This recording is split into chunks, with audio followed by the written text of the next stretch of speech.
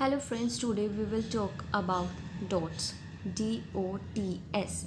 Directly Observed Treatment Short Course that is established by WHO and is a cost effective way to control TB disease.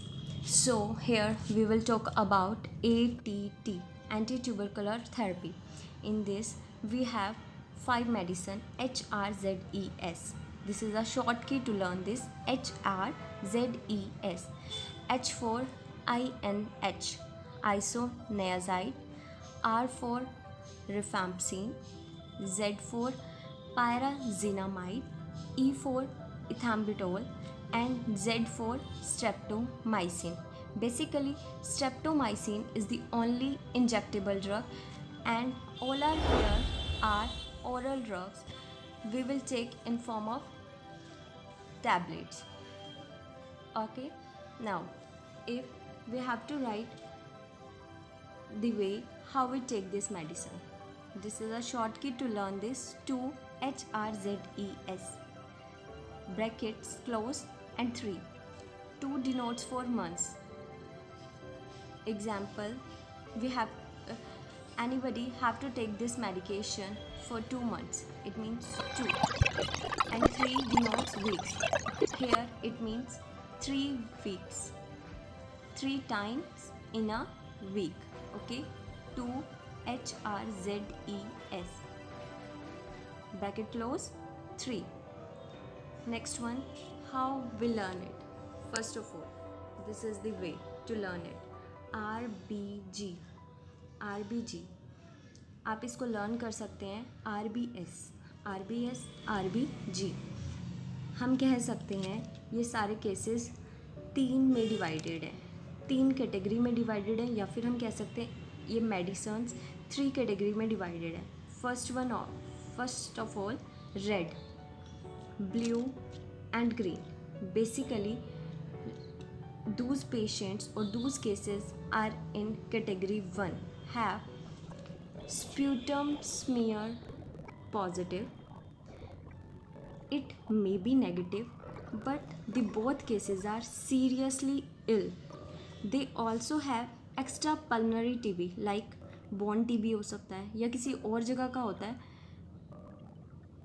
rather than lungs, and they also seriously ill. Those patients are seriously ill in category 1. And what is the treatment? What is the treatment of these patients? The treatment here for 6 months. The treatment divided into 2 parts. First one is initial treatment and second one is continuous treatment. If we talk about initial treatment, 2 brackets HRZE bracket clause 3. जैसा कि आपको पहले बताया था, 2 denotes for month and 3 denotes 3 times in a week. इसमें हम सिर्फ streptomycin नहीं देते, that is injectable, and all other medicine except streptomycin we can give in this case. H for isoniazid, R for rifampicin, Z for pyrazinamide, and E for ethambutol.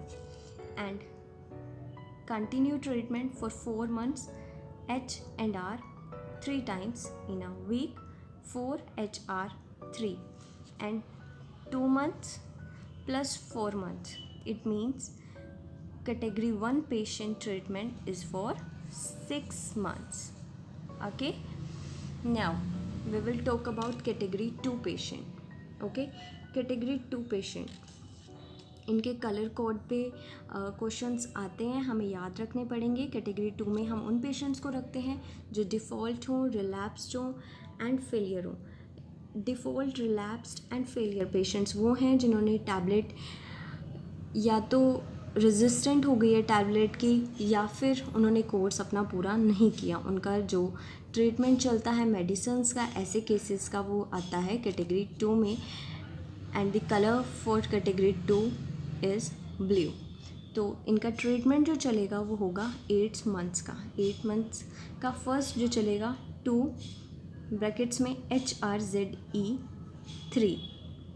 जैसा कि हमने category 1 में देखा था, सेम इनिशियल ट्रीटमेंट इनका रहेगा, but जो इनका कंटिन्यूस ट्रीटमेंट है उनमें 4 की जगह 5, it means for 5 months, and the medicine ethambutol, this is a bacteriostatic drug, और जिन पेशेंट्स को रेजिस्टेंट हो जाती है इन टीबी ड्रग से वो ये लेते हैं, and same as earlier 3 times in a week.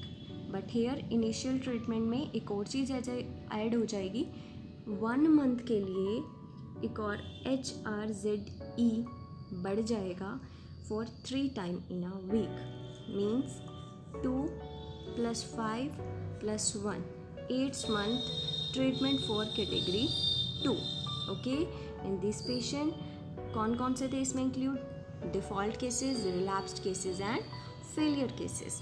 If we talk about category 3, इसको हम ग्रीन कलर से डिनोट करते हैं। इसमें वो केसेस आते हैं जो स्प्यूटम स्मीयर जिनका नेगेटिव हो बट वो सीरियसली इल नहीं है, एंड इसमें एक्स्ट्रा पल्मोनरी केसेस भी आते हैं जो सीरियसली इल नहीं है।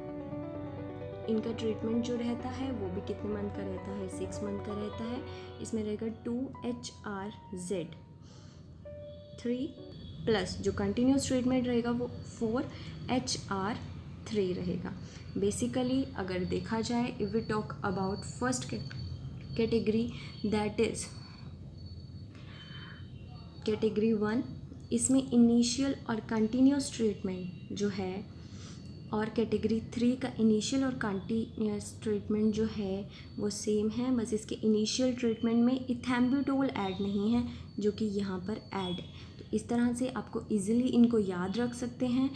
और जो कैटेगरी 2 है उसका ट्रीटमेंट जो रहता है वो 8 मंथ्स का रहता है। 8 मंथ में इसमें अगर कैटेगरी 1 से इसको कंपेयर करें, सेम रहेगा, बस इसके कंटिन्यूस ट्रीटमेंट जो है वो 5 मंथ्स का हो जाएगा, प्लस इसमें इथेम्बुटोल ऐड हो जाएगी, और इनिशियल एंड कंटिन्यूस ट्रीटमेंट के बीच में 1 मंथ के लिए HRZE3 जो है वो ऐड हो जाएगा। सो हमारा कैटेगरी 2 का ट्रीटमेंट बन जाएगा 8 मंथ्स का। सो थैंक यू दोस्तों, फिर मिलते हैं एक अगली वीडियो के साथ। Please comment and share. Thank you.